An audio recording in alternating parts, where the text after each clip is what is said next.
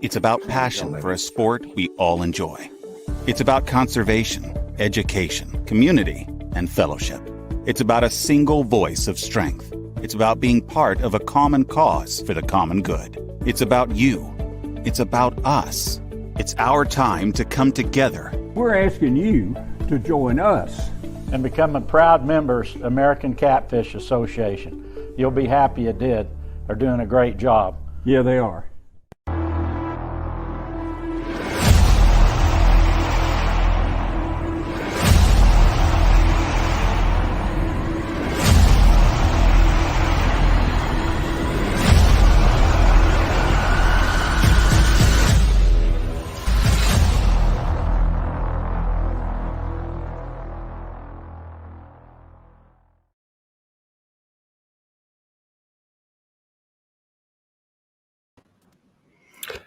Hey, everybody. Welcome to ACA Live number 5.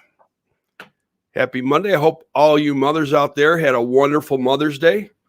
My brother-in-law and sister took my 93-year-old, soon-to-be 94-year-old mother for a boat ride yesterday, which was great to see. I hope all you husbands and sons took care of the mothers, because Father's Day is coming. If you didn't do well yesterday, you're screwed for Father's Day. So anyways, I want to talk about something that I think is monumental. There's a guy out there by the name of Bill Dance, and he's a legend. And over the weekend, something absolutely wonderful happened for him. And we certainly want to wish him our sincerest congratulations. The University of Tennessee bestowed a doctorate, honorary doctorate, to Bill Dance. So Bill Dance is now Dr. Dance. So Bill, congratulations. Your legend is quickly becoming legendary. So congratulations once again. What a terrific honor. He had a song written about him by Luke Bryan not too long ago. Now he's a doctor. I mean, this man doesn't quit. But absolutely fantastic. Anyways, tonight we're going to talk about a whole bunch of stuff. We have Brian St. Elmo with us from Cat Masters. Brian is probably one of the foremost experts, at least that I know. His passion for fish care and live well setups is second to none that I know of. Also joining us tonight is Mick Petrie, and Mick is a very accomplished tournament angler. He uses the Rig Wrap Easy Slide sparingly, and there's a story behind that. But let me bring in Brian. Hang on, by the way, we don't have a background because I discovered that the green screen, or what they call chroma key, that was the computer was trying to process was the one that was chewing us up. So until we get a better computer, we got a green screen behind us. So let me bring in Brian here. Brian, how are you? I'm good, Glenn. How are you? All right, man. Did you have a good weekend? I did. Did you take care of Jennifer for Mother's Day? Yeah, I took her fishing. You took her fishing? Took her fishing. Those that don't know it, Jen is actually the brains behind Cat Masters. Without Jen, it would just crumble. That's exactly right. Brian, what's going on with Cat Masters? What's coming up?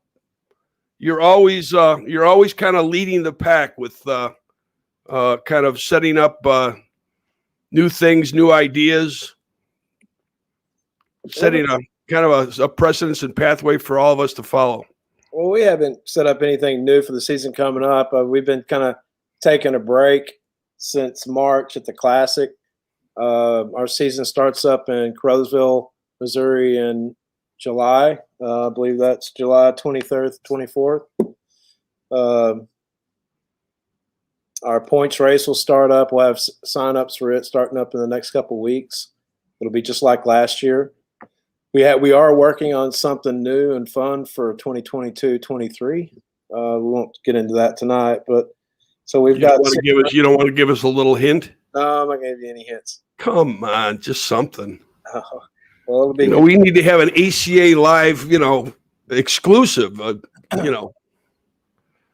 going to be offering a Elite Pro stop on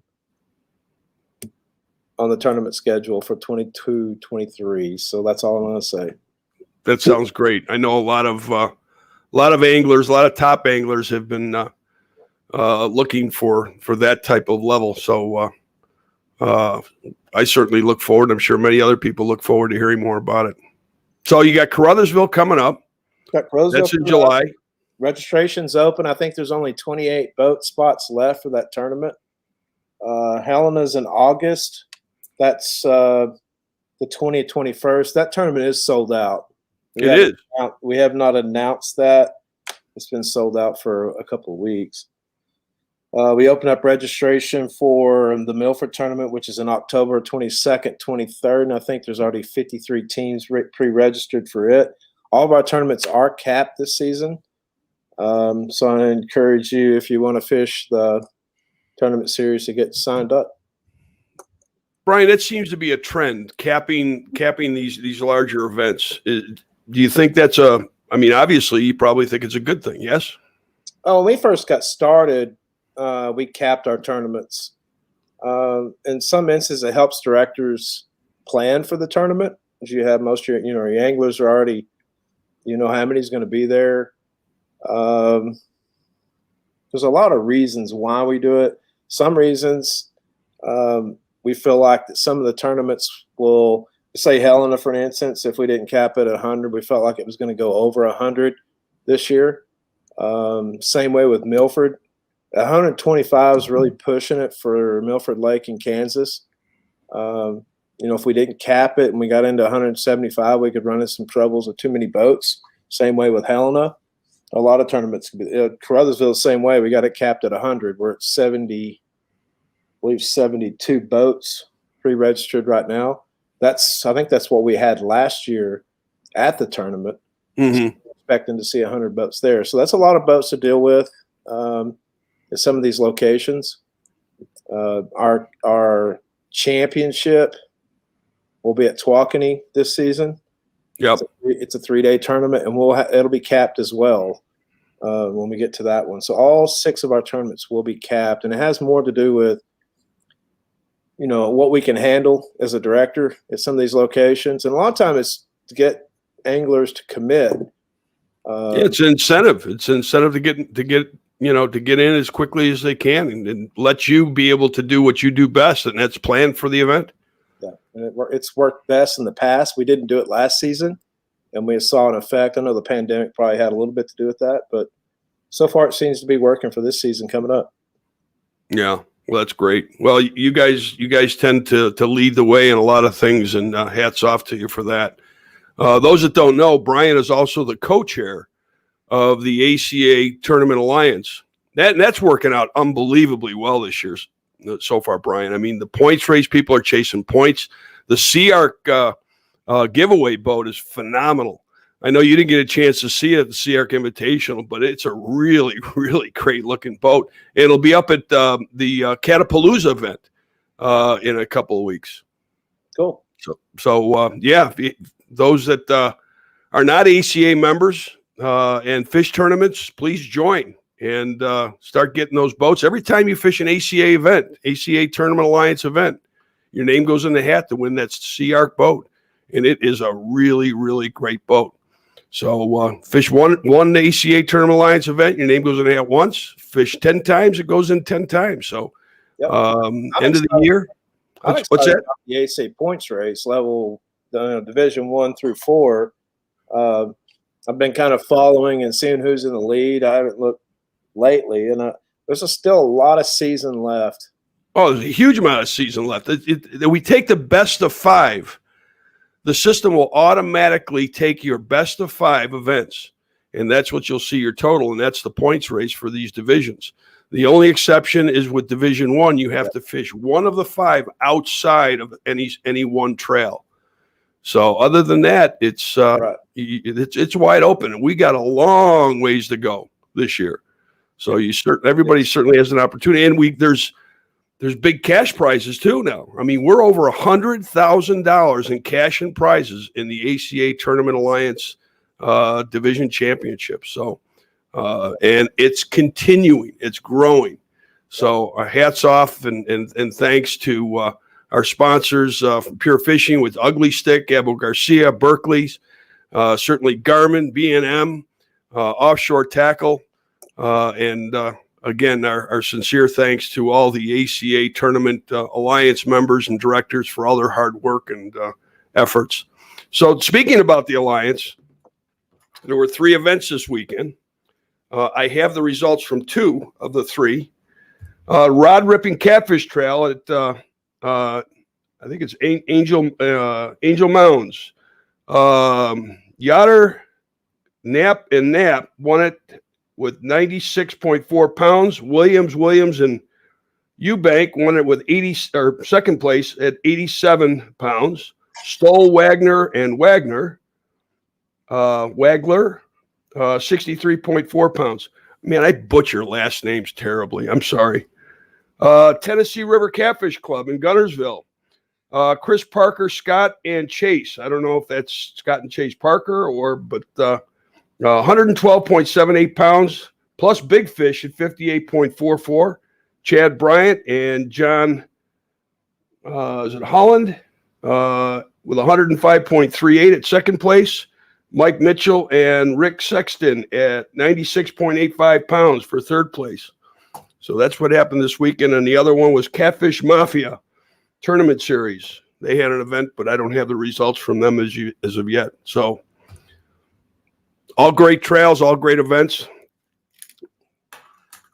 And we appreciate all the effort they're making.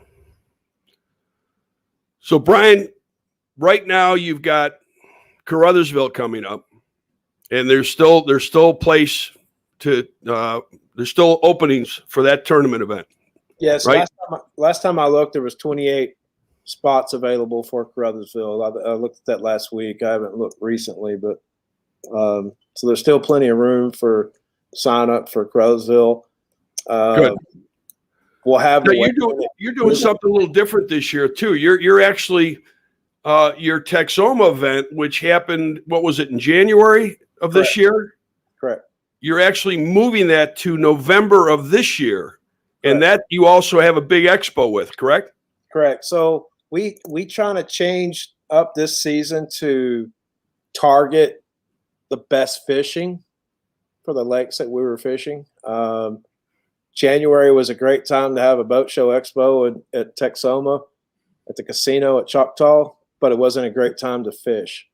The best time to fish Texoma is probably, if you're not getting into March and April time periods, is November. So we moved that tournament to November. We switched some stuff around. PK, a lot of people gripe about PK. It's our hometown.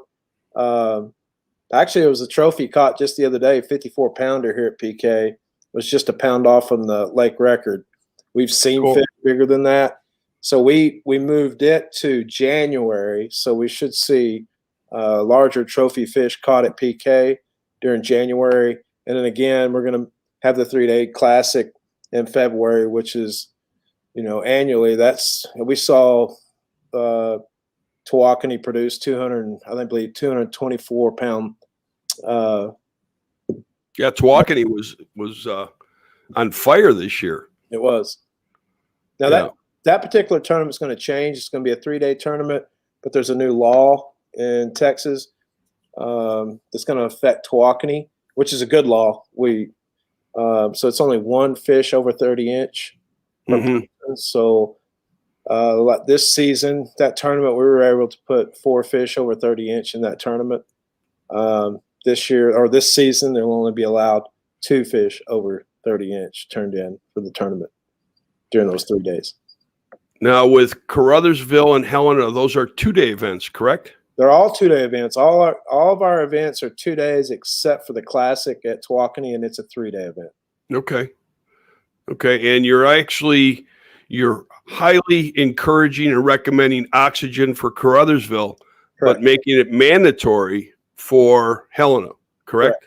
Correct. Okay. We'd started registration before we've been thinking about this for about a year since last year at Caruthersville, and finally made the decision that we were going to go 100% rule on having oxygen available on the boat. And we made it for Helena before we started registration and put it in the rules. We highly encourage Caruthersville. We'd like to see every boat. If there's 100 boats, we feel like there'll be 100 boats there. Every boat using oxygen. We have. I don't know if you can see this, but we have 5 extra systems that we've bought that we'll let anglers use. If you That's don't great. have it. Well, we're going to talk about fish care when we come back. Brian, as many probably already know, has a huge passion for fish care and live well setups, and frankly, probably one of the best people I know that know so much about this. So it'll be great to talk about. We're going to take your questions as well. I'm going to get into the chat and try to feed Brian some questions from those that are viewing. So give us a couple minutes. We'll be right back.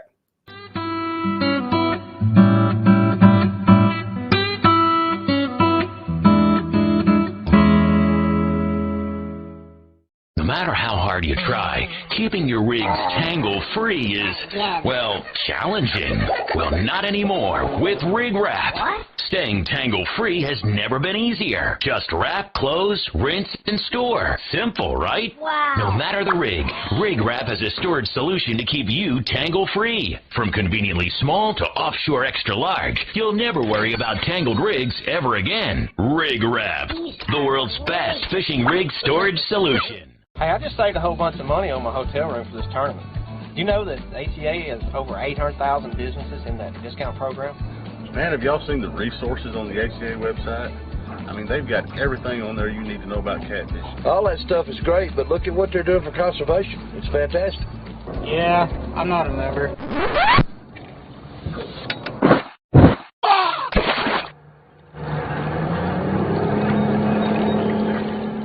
Hello, ACA?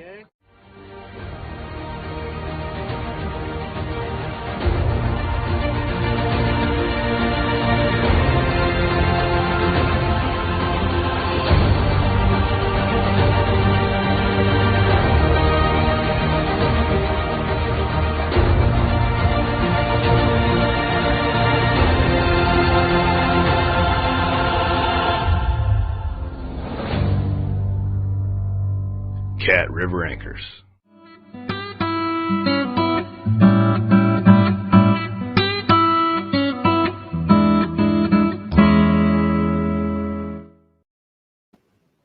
Do you know that Abu started off as a watchmaker? No, I did not. I'll tell you, that's the precision of those reels, those Abus. And it changed names to Garcia. Garcia was the name of a company in the United States as a distributor, and that's when it took on the name Abu Garcia. Gotcha. Interesting. You learn all sorts of stuff when you're digging for these trivia questions. Where's Skinny when you need him? I don't know where Skinny. I know he's building a new house, so he's really busy this Yeah, I know. Yeah, he's a character. I love him to death.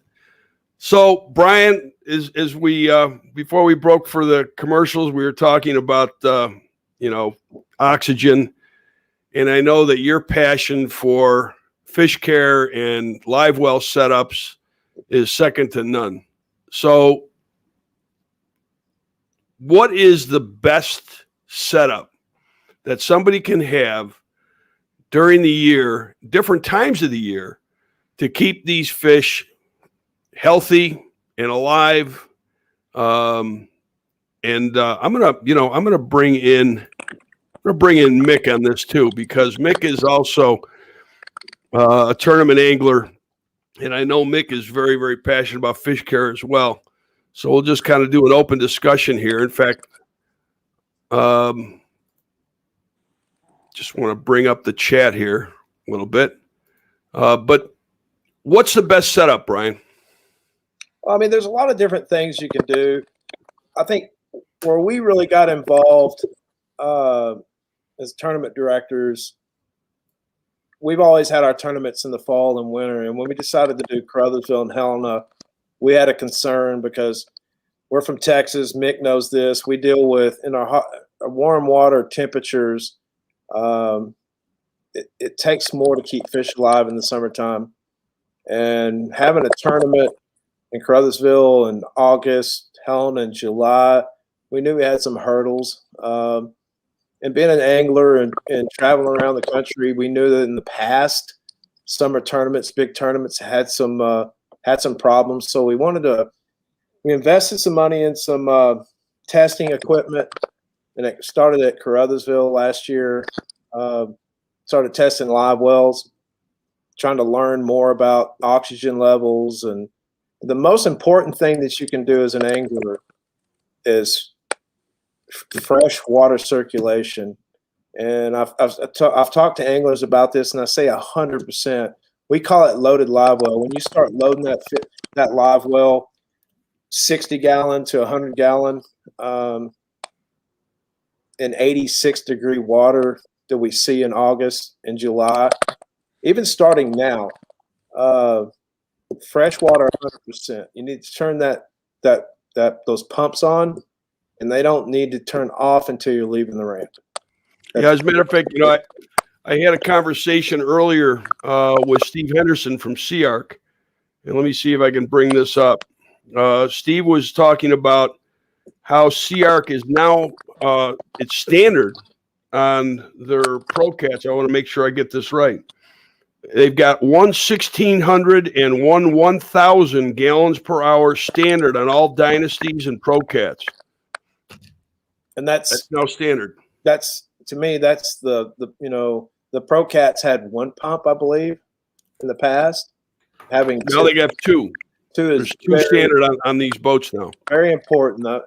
Recycling the water. I was talking to two anglers today that are putting oxygen systems on, not just because it's a rule coming up in Helena, because they had problems 2 weeks ago in a tournament.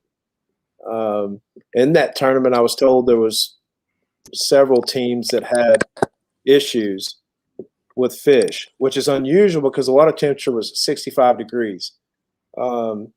I think a lot of it had to do with fish. I saw pictures of some of the fish. Some of the fish were scarred up. Fish are going into spawn. They're already kind of stressed out. So we also found out, there's a button, as bass fishermen, we've always had this, and it's a timer button that changes your aeration. It's on a timer. When you start filling that live well, don't use your timing button. Use 100%. I know this angler I was talking to today was using that timer button. He sent me a picture of his live well, and it was in between cycles, and I could see the oily film on the top of the water. I could see where some of the fish had regurgitated some fish. Naturally, that started causing some ammonia buildup in the water. And this particular boat, 2018 model boat, only had one pump, and he was cycling it. Where I think that he probably went wrong, and he didn't have oxygen, is he didn't run his pump 100%. Well, at 65 degrees, the oxygen is less important than if it's 80 degrees. It is okay. Less important. But I mean, it's not that it's unimportant, but I mean, the 65 degrees is a nice temperature to keep the fish correct. Healthy. The thing is, you got to be turning over that live well water as frequently as possible. Correct. Correct. In the wintertime, let's go back to Texoma. What was the water temperature at Texoma, Mick? I want to say it was in the mid 50s or low 50s, but I don't remember. In January? Maybe. Well, no, I take that back. We were in the high 40s. High 40, yeah. Yeah, we were in high 40s. When we see temperatures like that, so catfish, need digitally on my meter, we need about 4 to 5. And in the wintertime, when the temperatures are, say, from 32 degrees to 50 degrees, they really only need about 2 milligrams per liter of oxygen. Now, in the summertime, 2 will kill a catfish in 2 hours, if that makes sense. So they don't need as much oxygen in the wintertime.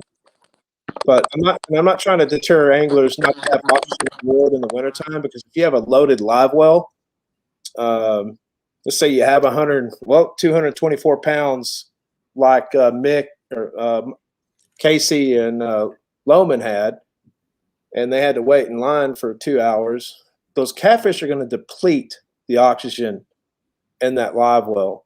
So having oxygen naturally is something you need to have for a backup.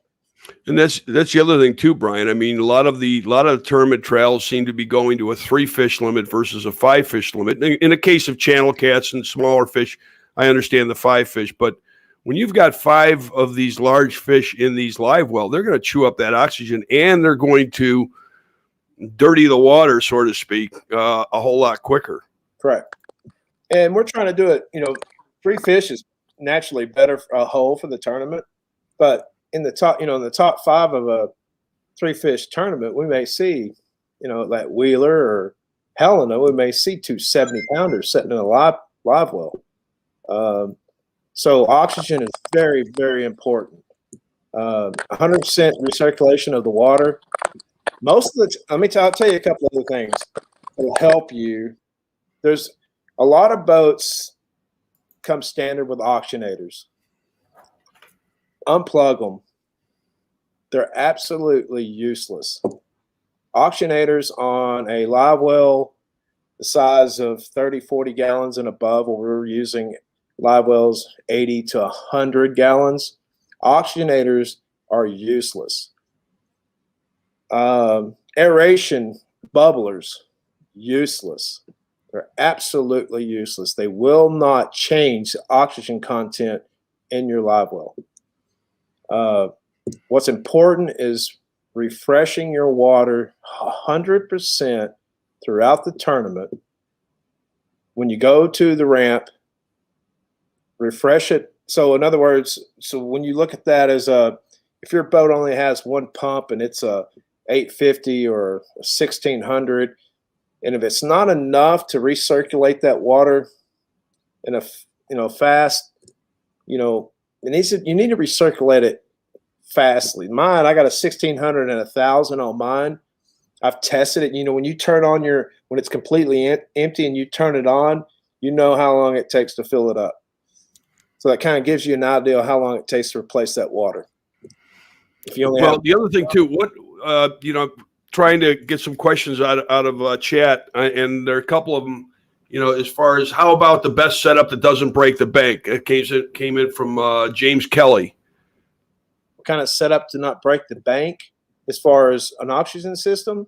Well, I think just an overall live well system. I mean, if it's winter water, if it's summer water, I mean, what kind of range are we talking about as far as cost wise to set up a live well so that it can be used properly for all seasons? If you have a pre-existing live well that's big enough in your boat, there's a couple of different things we could talk about. But as far as, I think it should be mandatory any summer event to have oxygen on board. I think that's the few fish that we lost at Carruthersville will come from boats that didn't have oxygen, period. We followed those fish. We tested 90% of all live wells when we were there. But, you can buy a system. The most important part about an oxygen system is this piece right here. And that's another thing that we saw fail in boats, was not having the correct stone. This is a 12-inch. This is made by Sweetwater. It's sold by Penn Air. It's 12 inches long, by 2.5 inches wide. It's a ceramic stone. It has the micro bubble. You can buy a really nice regulator. I have it here for $19 off Amazon. I bought this. I have 5 setups that we can use. This is a size 20 air gas tank, $72. You can own it. That's full of oxygen. and you can continually taking it down to air gas and have that replaced. That's the cost. Like I say, $19 for a regulator, $72 for a tank, and then a stone. The tank and stone are naturally going to last you forever. The regulator, $19, as long as you take care of it, I think it'll last for several seasons. Brian, what about as far as the pump itself? If you've got a pump that's pumping, if you got a single pump on board and it's pumping less than, what would it be? 1,000 gallons per hour? Yeah, you should up that to at least 2,000. I'm sorry? If you have 1,000 single pump, I would suggest changing that out to an 1,800. Yeah. Okay. So it's turning over that water. That's important. Getting rid of the garbage in the water, getting new water in there, the oxygen. At what level, what parts per million, what is the right level that it should be at for healthy fish? For catfish in the summertime, it's 5 milligrams per liter and up. Five parts per million. Yeah, that's correct. When you start getting into 4.5 and below, I'll give you an example. If you take a couple catfish and put them in 86-degree water, which is what we're going to see at Carruthersville and Helena, and have a 3 milligrams per liter, that's parts per million, they'll die definitely within 2 hours. Yeah. So it needs to be 5 or above, correct? 5 parts per million. But now on the upside, it shouldn't be more than, 11 or 12 parts per million? See, that's a myth. A lot of people think you can over oxygenate the water that fish are in. You can in an aquarium, a small aquarium. You probably can in a 28-gallon live well in a Skeeter bass boat.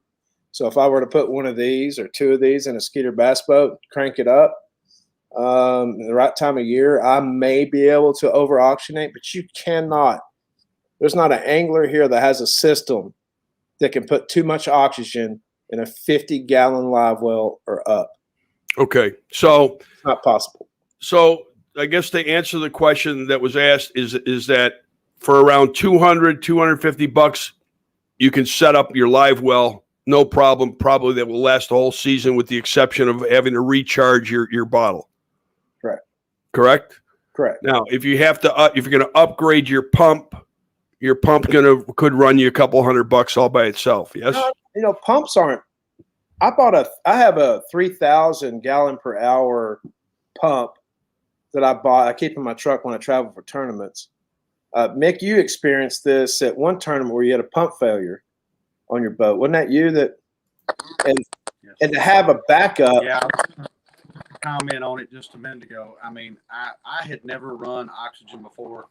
I was a firm believer, as long as you had good diffuser stones and had a good pump system, that you could keep them alive. Of course, I had never done a lot of tournament fishing in June, July with 80-something degree water with big fish.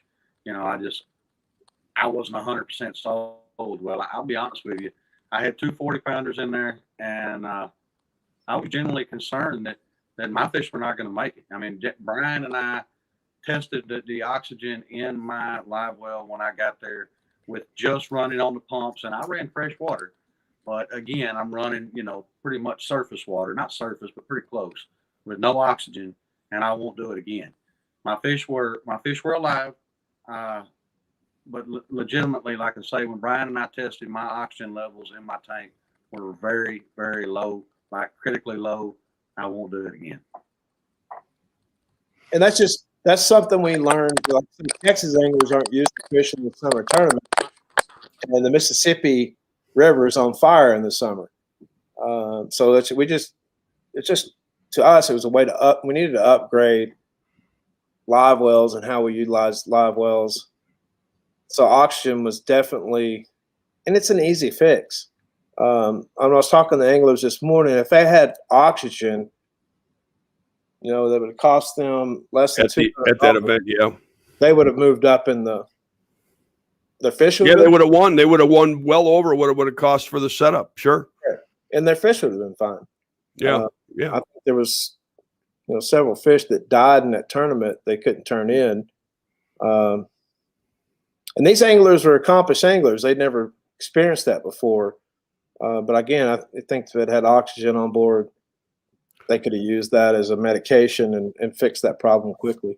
Well, this is all great information because, as tournament anglers and anglers in general, that, more information we can share with one another. It's terrific. I mean, that's one of the reasons why the ACA was created, is to unify the sport, to bring everybody together, to share ideas, share information.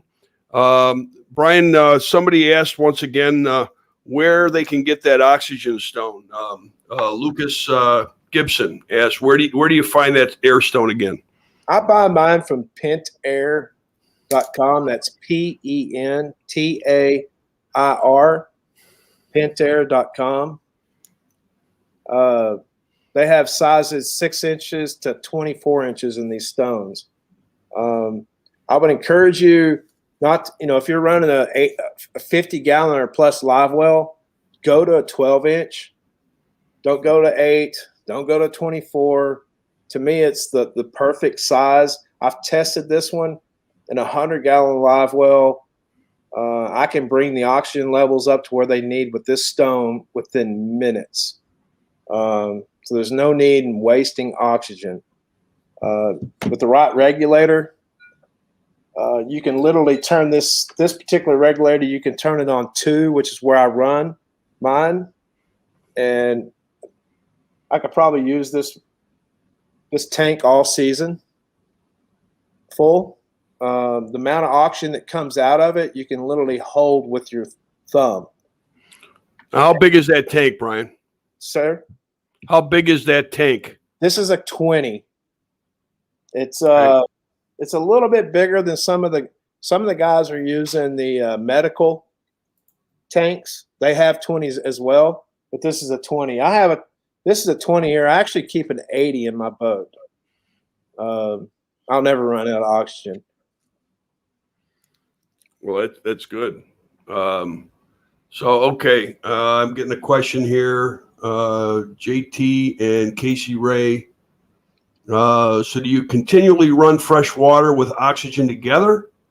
So let's really running oxygen. So if you have a big enough pump system that's strong enough, big enough to change your water out like it should, you do not need to run your oxygen. I don't know how to. So there's enough. So in the summertime, let's say the Mississippi River, we're going to be using this system at like Crowsville and Helena. The oxygen level in the Mississippi River, even though the water is 86 degrees, is still sufficient and high. So if you're recirculating that water, you have good oxygen levels. There's a couple of things you're doing. You're reducing the ammonia buildup on the old water, and you're replenishing that fresh water, which has good oxygen content. You're sucking from the surface, which has the highest oxygen level in any lake or any river, majority of the time.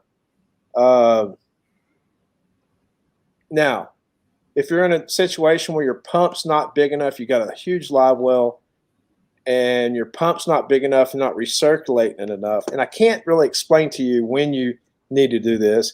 In a tournament situation, what I would do is I would probably crank my oxygen on, because you're not going to use much. You put it on regardless. That way, I personally have a meter that, if I fish a summer tournament in my boat, it's easy for me to make that decision. But for an angler that doesn't have that or has experienced that, I would probably turn my oxygen on and not turn it off.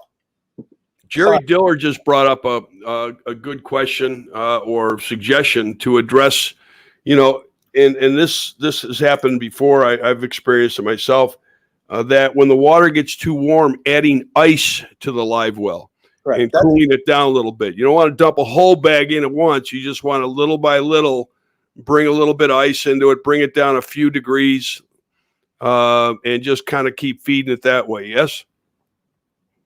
That's a very important thing you can do.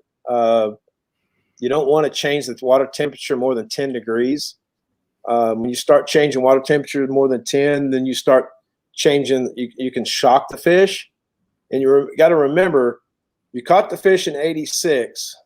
Now we're going to add ice, and let's say we're going to move it down to 76. We're fixing to release that fish back into 86. So you got to be careful and not change it more than 10 degrees, but 10 degrees is extremely helpful. And it has a lot to do with oxygen content. It takes less oxygen for that fish when the water's cooler. Right. It's less stress on the fish when the water's cooler. So yes, if you have, and it takes, a 100-gallon live well, it takes a lot of ice to bring it down. Another problem you'll have with that, and this is just a suggestion I would say, is throughout the day, if you're doing it correctly, you're recirculating 100%. So you don't want to waste ice adding it during the day. Where you want to use your ice is when you leave the ramp. In other words, if it's a trailering event, if you're gonna pull that, you're gonna pull those fish out of the water in that live well, and you're gonna make your way down the road to the weigh-in. You better have that oxygen going full bore, and you better have a little ice in there to cool it down. Correct. And I know, Brian, last year at an event, you actually had replacement water in your truck, right? I did, and I had it in a extreme 100-gallon live well if needed. We didn't need to use it. There's another angler I learned that from, Petrowski, does that. He actually has his oxygen in his separate tank in his truck, which is a good idea, but and he's circulating from his truck to his live well. When he's on the road. When he's on the road. Wow. Gravity fed. And he also, when he gets to the ramp, he fills his live well up. He puts ice in his truck bed that's holding the container, and they gravity feed that water to his live well when he leaves the ramp to there. It's great. Have you ever seen any of Petrowski's fish at a weigh-in? You'll understand how good an idea it is. I mean, it's a lot of work, but they do a really good job. I want to see what Larry Muse does, because last year in Caruthersville, it was Larry Muse 0, Catfish 1. Larry that fish was in his live well since 7:30 that morning, and it came out with a vengeance. I'm assuming that's oxygen. About it, but if there's anybody that's set up right, it's Larry Muse. Yeah, because that happens a lot with him. Yeah, well, he's the best of the best. Somebody just asked a question: will using an additive like better bait help the catfish? I'm not sure what a better bait. I'm not big on additives. I've used, as a striper fisherman in the past, we used additives with our shad. Those were in 30-gallon live wells, 25-gallon live wells. Shad are really delicate. Additives has salt in them. You can actually add salt to your live wells to help. I personally think that's a waste of money, as long as you follow certain. If you run your freshwater pumps, here's my deal. If you're running your freshwater pumps 100% throughout the day, not turning it off during a tournament, using additives, using ice throughout the day during the tournament is really a waste of time, because you've replenished. Not necessary, because you're circulating so much, right? Now, when you get to the live well, plug your overfills, fill that up. And the reason we do that is you see a lot of times where steep ramps, pulling the boat out, we lose water in the live well. And we say trailered event. Sometimes we're pulling out of a ramp and we're going down the street to weigh in, but we maybe wait for 2 hours. So we need as much water as we can in there. That's when oxygen comes into play. Added ice comes into play.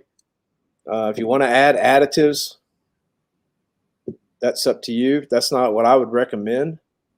But on the water, if you're using additives and ice, then you're not recirculating your pump enough.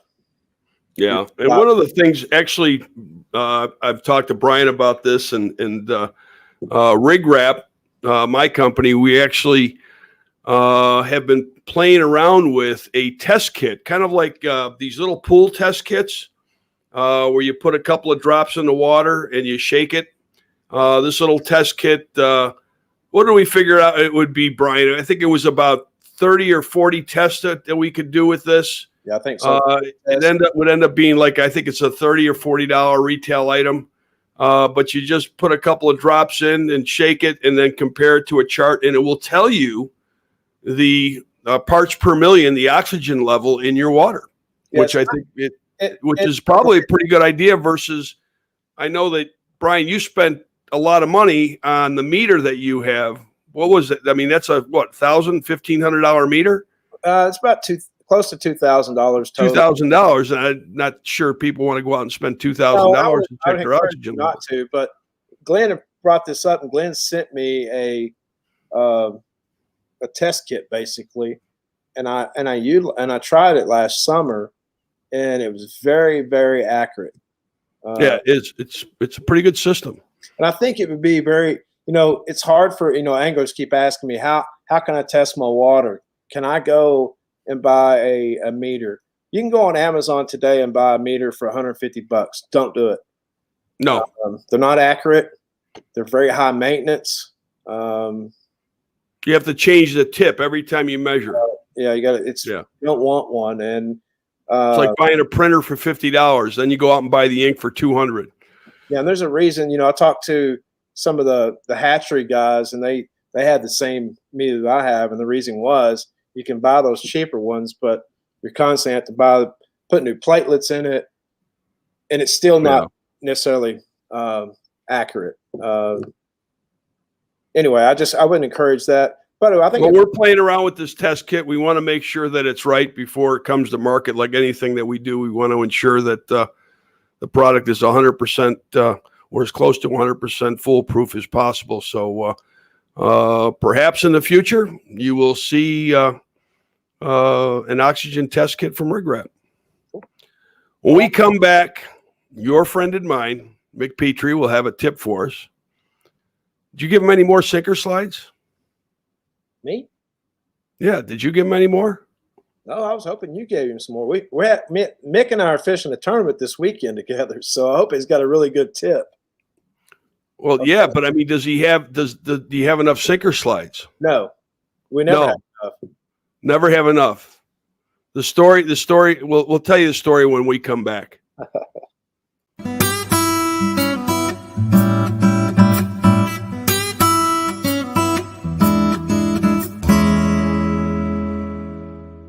Fear of failure is failure itself. The world of science rewards the ones who are willing to try and fail, because with the courage to fail and to learn, ideas can change the world. Hey guys, Pipeline here. Do you want the absolute best when it comes to the performance of your reels? Choose the company Tournament Anglers trust. From our top-notch reel services to high-end quality terminal tackle. Trust in Pipeline Tackle. It's about conservation, education, community, and fellowship. It's about being part of a common cause for the common good. It's about you. It's about us. It's our time to come together.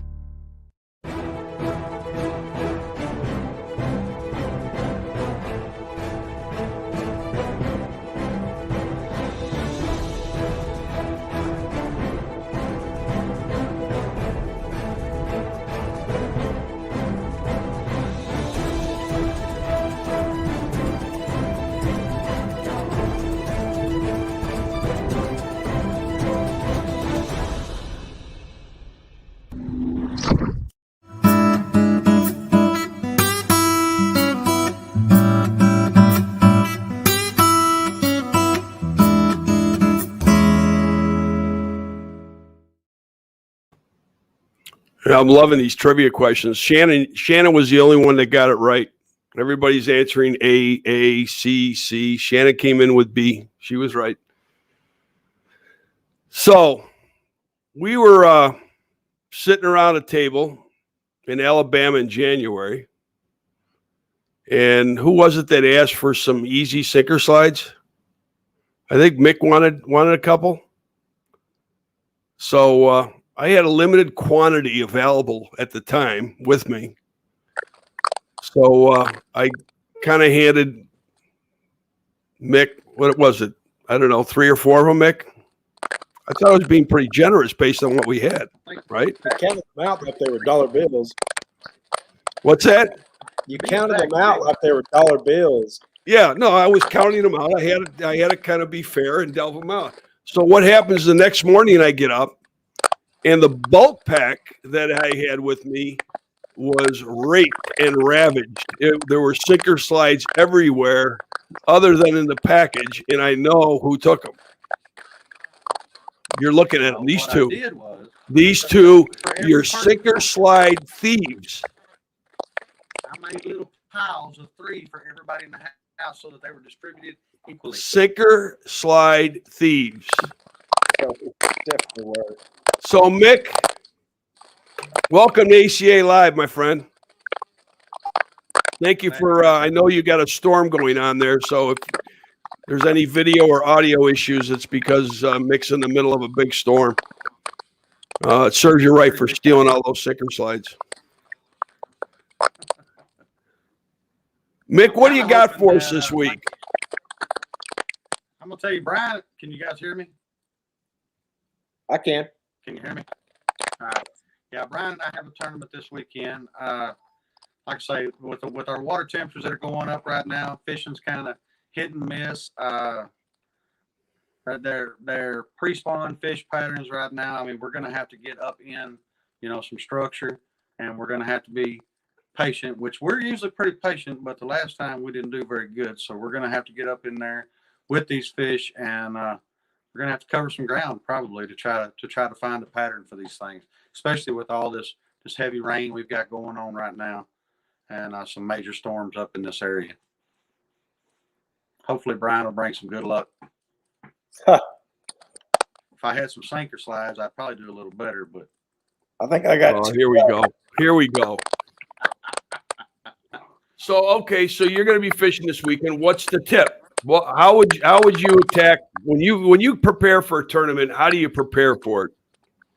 Well, normally, you start trying to dissect the lake as far as with the conditions down here, with whatever your water temperature is, whatever pattern they should be on. I would try to set up on an area that I could cover, the most stuff at one time. If I want to cover deep water, shallow water, structure, timber, ledges, channels, I would try to find one area that holds the majority of all that in one spot so that we're not having to do a ton of running and gunning.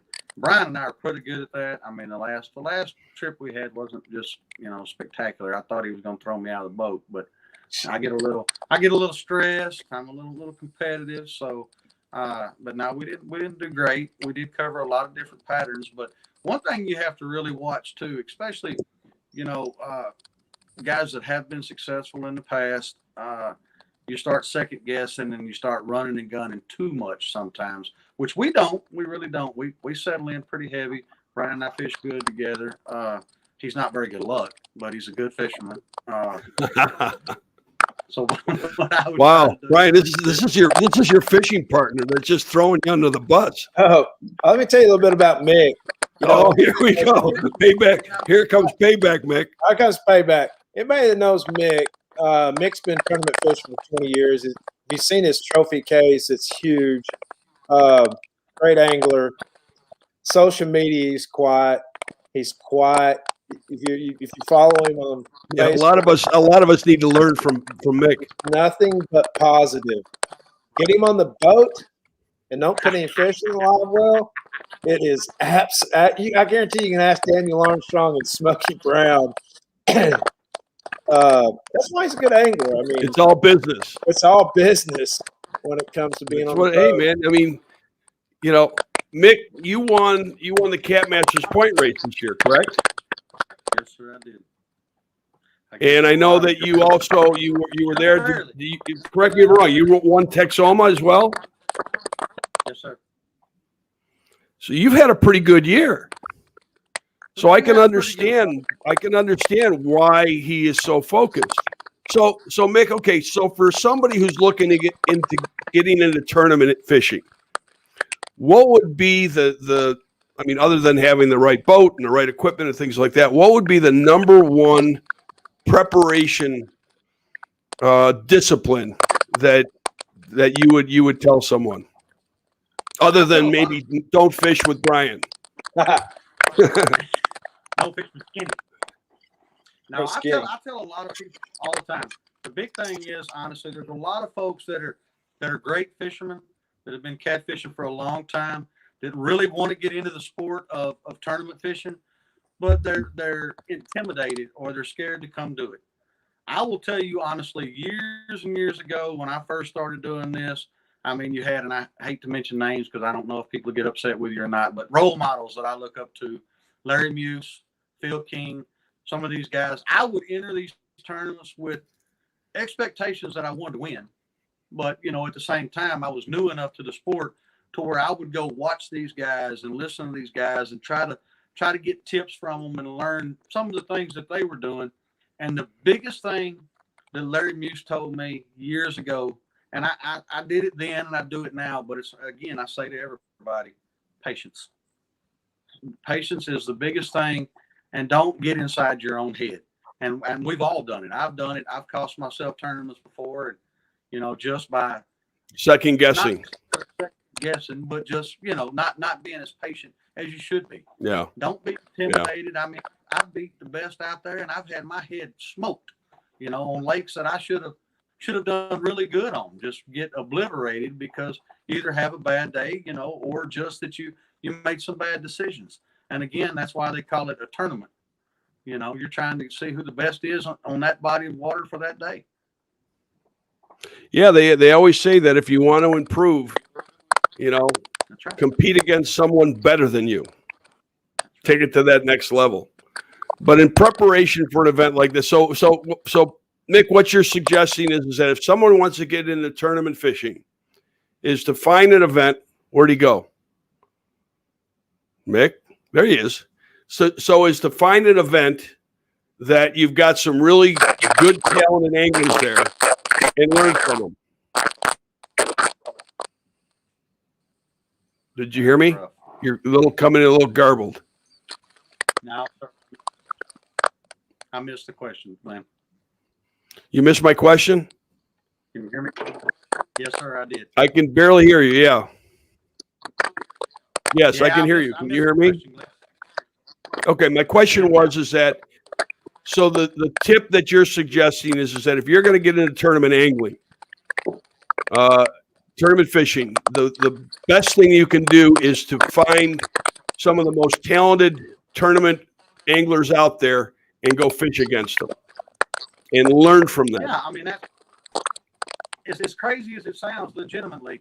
I mean, and you're not ever going to get any better if you don't compete at a higher level, or, you know, I mean, some people are made for it, some people aren't. I mean, I prefer to fish against the best. I go up there, like I say, to Alabama, and them boys put it on me, but I love doing it because I learn a little bit more each time. You know, and again, most of these anglers, not everybody, but most of these anglers in this sport nowadays are friendly enough to where they're still willing to help each other. I mean, we still talk. You know, you ask me, guys, I promise you, I'm not the best, but I will definitely tell you anything, as long as it's not tournament morning. I will tell you anything that I can to try to help anybody that's up and coming. No, and I think it's terrific. I mean, I remember in Alabama at Bama Blues in January, I was sitting down. Larry Muse didn't fish the event, and I was sitting down with Larry, and I was asking him what he thought would be the best spots to go to. And I took some mental notes. And when I got in the boat with Skinny, I said, look, Larry Muse said to go here and here and, you know, do this. Well, Skinny had different ideas. So we ended up having a very, very nice day in the water. Unfortunately, we didn't get any fish in the boat. So, you know, Mick, maybe it's just these Catmaster guys that we're having a problem with. What do you think? Possibly. Maybe you and I need to fish together. There you go. See? But yeah, no, and by the way, you know, Trevor Niederhoff said that you're his hero. Thank you, Trevor. Yeah. Fishing You better against find me the some fish Gary on- Dillard, fishing against the best competition makes you be better. I agree. David Funk says confidence is the best thing you can have on the boat. Another good thing. Joe Lavery, don't be scared.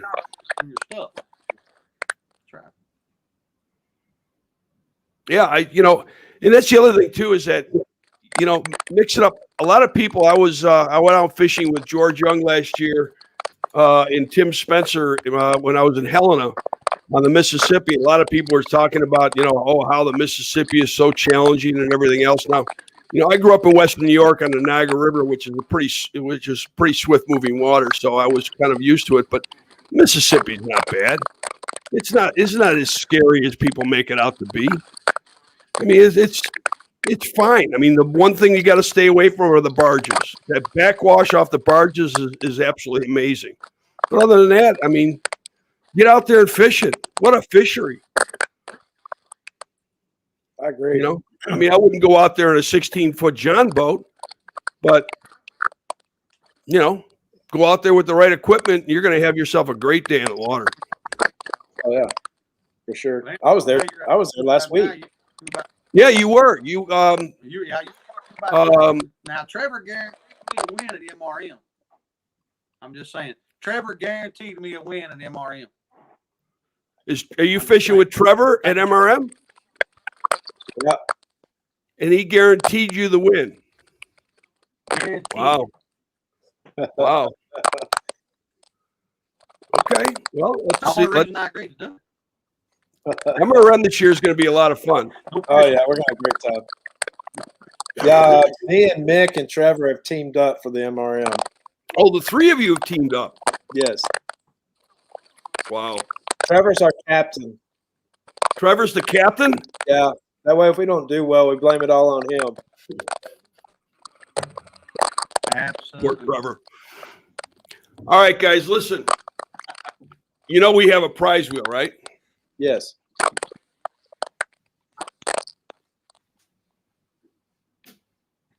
Not only do we have a prize wheel, we got some great prizes on this puppy. Let me bring this up here. All right.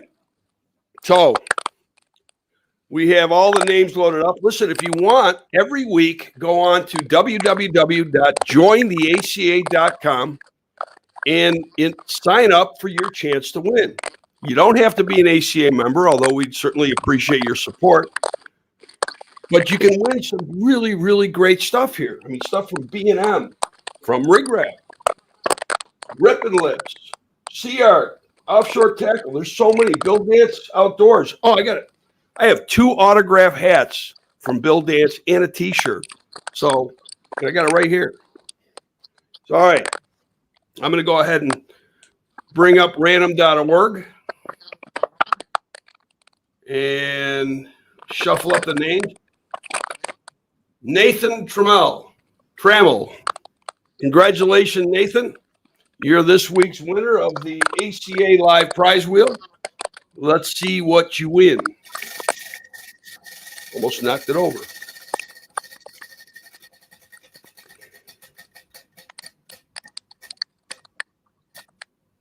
Pipeline Tackle. Nathan, give a call to the guys at Pipeline. They do some great stuff. Now, I think they're going to either offer you a gift certificate for reel repair service or a complete tune-up of your reel. So give a call over to Chris and Corey Ramsey at Pipeline Tackle, and they will hook you up with some great stuff and service. I mean, these guys are probably one of the busiest people in the reel repair business in the country. They do such a great job. So there you have it. Nathan, you won. And you won from Pipeline Tackle. Guys, thank you. It's been fun. Brian, you are a great source of information for live wells and for fish care. And I would encourage anybody, if you have a question, to look Brian up and ask him the question. I know that his passion for this is huge. In fact, Brian, how are you making out with your article? I know you're working on a pretty. Is it turned into a book, or I mean, what is it that we're waiting for? A novel? What is it? It's almost done. I just wanted just a few more details, and I'll be done. Well, I certainly am looking forward to seeing it. Brian's doing an article on fish care and live wells and the proper setup with all sorts of photos and tests and things like that. Am I correct? I don't want to commit to something here, Brian, that you're not doing. But that's correct. And Mick, you're getting set to fish a tournament with Brian this coming weekend. Can you hear us? Yeah, we have a tournament this Saturday at Lake Tawakoni. What event is it? What trail? High Fin Blues. High Fins Blues. Perfect. And we have not done well. We lost Mick. We have not done well as of lately fishing that trail. Well, last year we had some firsts and seconds and thirds, and this year's been not so much, huh? Yeah. It happens. All right, Brian, if people want to learn more about the Cat Masters, where do they go? Learn more about Cat Masters, thecatmasters.com. We have our current tournaments up there, registrations up. We will be announcing the points race. You do have to enter in the points race. That should be up in the next 2 weeks. So you have to physically go in there and enter that to be a part of the points race for the season. That's not an automatic. Just because you register for the tournaments, you still have to register and pay separately. It's $25 a team or $25 an angler. You must know your team before you start your first tournament for the season, but that'll start up. That'll be announced. It's just like last season. That should be up and running in the next 2 weeks. Caruthersville is just right around the corner. Yeah. July's kind of quick. Now, I know that in Caruthersville, there may be something else going on there at the same time, right? Yeah, there's Wade's working on possibly having maybe a 3-day show. Yeah, Wade, Grizzly Jig. Right. He's one of the owner, Grizzly Jigs, and was it Big River Cats? Big River Cats. If you've not seen that new shop that they opened up in the spring, unbelievable, huge, unbelievable. Yeah, we'll actually be having the weigh-in at Grizzly Jig this year. Roseville. Yeah. So even if you're not fishing, plan on being in Caruthersville. What is it? Middle to the end of July, right? Yeah, it's July 23rd and 24th. Possibly have some seminar speakers Thursday, Friday, Saturday. That could become quite the event every year. Yes. Yeah, that's terrific. That's terrific. And Wade does a great job, which is always great. And then if people want to learn more about live well and fish care, they can find you on Facebook. They can find you on Cat Masters. Now, if you're setting up your live well, if you go to Facebook, my phone number is on the top of the Facebook page. Feel free to message me or leave me a voicemail. Most of the time, I can usually talk to you during the day, but if I don't answer, just leave me a voicemail. I'll try to call you back soon and help you out as much as I can. That's terrific. Well, Brian, appreciate you spending the last, I guess, almost an hour with us. Same thing goes to Mick. I'm sorry we lost him. Brian, what do you think? People should join the ACA, shouldn't they? There's a lot of great things going on. There's a lot of great things going on. The points race excites me. Naturally, the boat from Sea Arc would be fun to see who wins that. I don't know if this has been announced, but I guess awards ceremony for the season is going to be in February, correct? What we will do, the ACA Tournament Alliance Awards. Well, actually, the ACA Awards. It'll be a big, what do you want to call it? Awards banquet. Will take place, and it's going to coincide. We're hoping it'll coincide with the 2022 Catfish Conference in Louisville. And we'll do it at the hotel, probably across the street.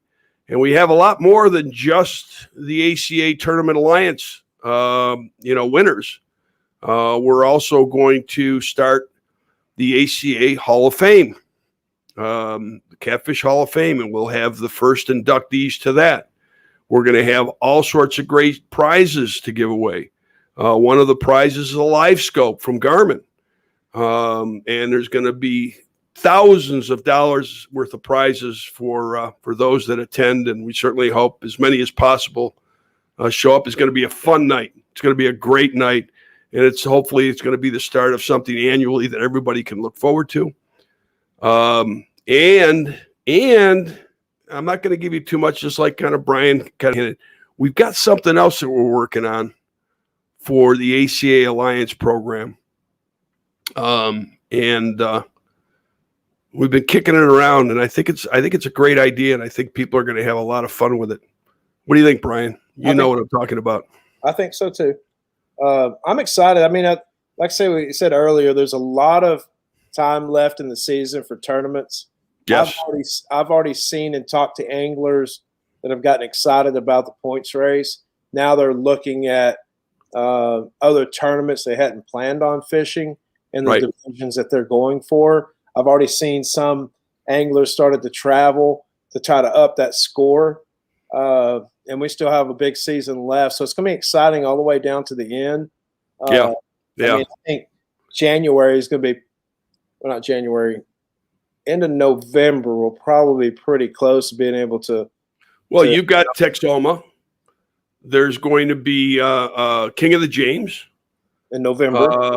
I'm trying to think of who else is going to be towards that October, November, even December time period, because the end of the year, the 31st of December, that's the end of the season for the ACA points race. And then we start all over again. Yeah. And that usually kicks off with Bama Blues on Wheeler. Yeah, there's a lot of tournaments going on between July and November in the Division I that I know of. We got Alton in September, MRM in September, King and James November, Texoma November. Well, don't forget you got Caruthersville and this is just Division I we're talking about. Yeah, and then you've got Steve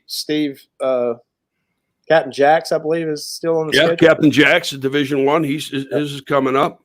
And then you got the Three Trails from Alex Nagy. Alex Nagy with Twisted Cat. He's Division I.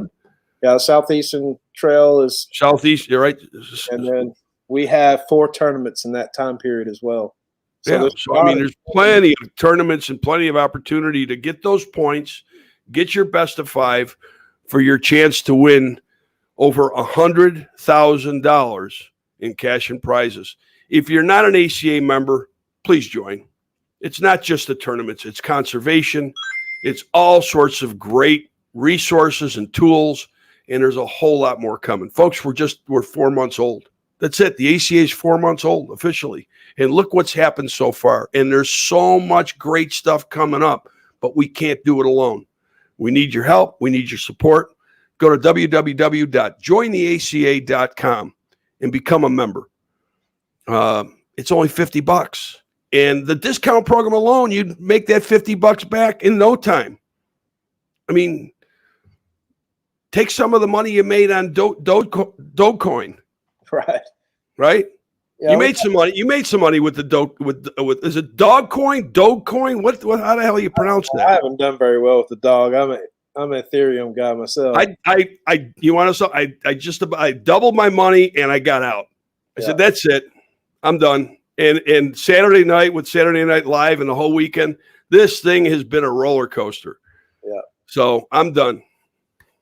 My gambling with cryptocurrency is over with. Anyways, Thanks, Brian, for joining in. Again, you see Mick, tell him thank you for me as well. I will. Good luck this weekend. Thank you. And again, our congratulations to Dr. Dance. Is that cool or what? That is cool. Yeah. I mean, he's, this year he's had a song written about him. Now he's a doctor, and he's about to be paid back. You heard what they did to me, right? Yeah. Yeah. Payback. It's coming, baby. I guess not only Bill, but George too. George Young. See him at Caruthersville, right? He's fishing with. I believe Bill is fishing both Caruthersville and Helena. Yeah. That's where it all started last year. Was in Helena when he poured water down my back. Right. Yeah, it's coming. It's coming. I always get even. Anyways, Brian, thank you. Thank you, Glenn, for all you do. All right, guys. Good night until next week. Right here, Monday nights, 9 o'clock Eastern, 8 o'clock Central. ACA Live number 6 next week. It's about passion for a sport we all enjoy. It's about conservation, education, community, and fellowship. It's about a single voice of strength. It's about being part of a common cause for the common good. It's about you. It's about us. It's our time to come together. We're asking you to join us and become a proud members American Catfish Association. You'll be happy you did. They're doing a great job. Yeah, they are.